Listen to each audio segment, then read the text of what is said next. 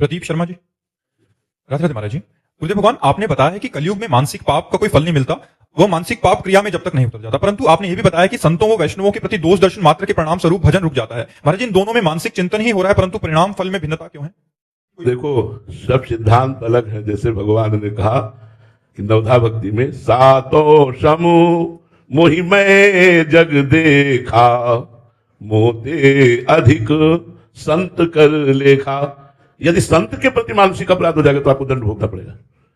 संत सांसारिक सिद्धांत में नहीं है, संत भागवतिक सिद्धांत में है। ये सांसारिक सिद्धांत है। यदि मन में आपने इनके प्रति पाप भावना की तो आपको दंड नहीं मिलेगा। कल कर एक पुनीत प्रतापा, मानुष पुण्य होने नहीं पापा। लेकिन संत के प्रति यदि सोच लिया तो फिर वो आपको दंड भोगना पड़ेगा, क्योंकि संत साधारण नहीं है, वो भगवान के दास है। इसलिए मन वचन कर्म से हम बहुत सावधान होकर किसी संत का अपराध न बन जाए।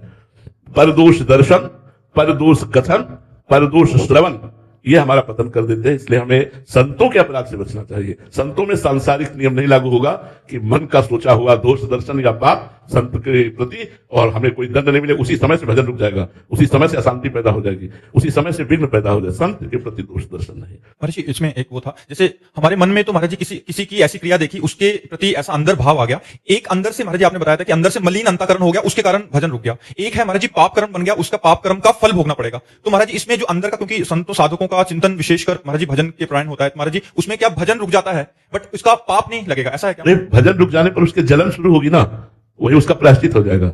वो जो एक जलन होती है, शांति पैदा होगी, व्यथा पैदा होगी, उससे वो पवित्र हो जाएगा। और अगर जिस संत के प्रति उसे मानसिक प्रणाम कर ले कि हे भगवान, मैं नीच जीव हूं, मेरे द्वारा ऐसा सोचना, ऐसा संकल्प करना, ऐसा बोलना स्वाभाविक है, क्योंकि मैं पतित जीव हूं, आप महापुरुषों की महिमा को मैं नहीं जानता, इसलिए मैं मन वचन कर्म से क्षमा चाहता हूं, आप कृपा कीजिए। निश्चित निश्चित वो दोष तुरंत शांत हो जाएगा और भजन में प्रवृत्ति हो जाएगी। महाराज जी पाप और अपराध में फर्क? हाँ, अब अगर पाप कर्म बन जाता है तो वो क्षमा याचना से नहीं जाएगा, उसके लिए आपको अनुष्ठान करना पड़ेगा उस पाप की गरुता या लघुता देख करके।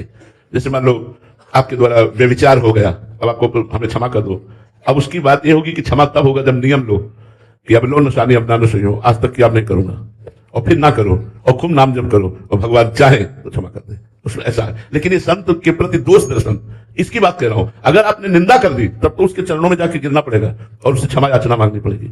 अगर कहीं उसका दिल दुखा दिया, अशांत कर दिया, वही प्रसन्न होकर क्षमा कर सके, अन्यथा नहीं। बड़ा सूक्ष्म अपराध है संत अपराध, बड़ा सूक्ष्म अपराध, इसकी बड़ी सूक्ष्मता से चर्चा की गई है। इसलिए हमें लगता है हम वेश मात्र को भगवान का स्वरूप माने, संत वेश मात्र के चरणों में दंडवत करें, वो जो करेंगे वो भगवान जानते हैं। लेकिन हमें अपने भाव पवित्र और अपनी साधना और अपने हृदय को निर्विकार करने के लिए सब संतों की चरण धूलि की ही वंदना करनी चाहिए, सब संतों में नमस्कार करना चाहिए। देखो, ये हम हृदय की बात बताते हैं।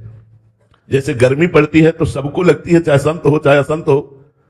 सर्दी पड़ती है तो सबको लगती है, चाहे संत हो चाहे असंत हो। ऐसे हम मां के गर्भ से पैदा हुए हैं। भूमि परत भा ढाबर पानी, तिम जीव ही माया लपटानी। अब हम भगवान के मार्ग में चल रहे तो हमसे गलती हो सकती है, काम की, क्रोध की, लोभ की, मोह की, हमसे गलती हो सकती है, क्योंकि मायाकृत शरीर है और काम क्रीड़ा से ही हमारा प्रादुर्भाव हुआ है। हम संकल्प से नहीं पैदा हुए, हम काम क्रीड़ा से पैदा हुए। तो हमारे अंदर काम के परमाणु हैं, उनको मिटाने के लिए हम साधना कर रहे हैं, पर हमसे चूक हो सकती है। ऐसा नहीं कि चूक नहीं हो सकती है। हमारे से काम की चूक हो सकती है, क्रोध की चूक हो सकती है, लोभ की चूक हो सकती है। लेकिन हमारे स्वामी राहत न प्रभु चित्त चूक किए की, करत सुरत सहबार ही की। अगर दास से चूक बन जाती है तो प्रभु मानते ही नहीं कि इससे चूक हुई है।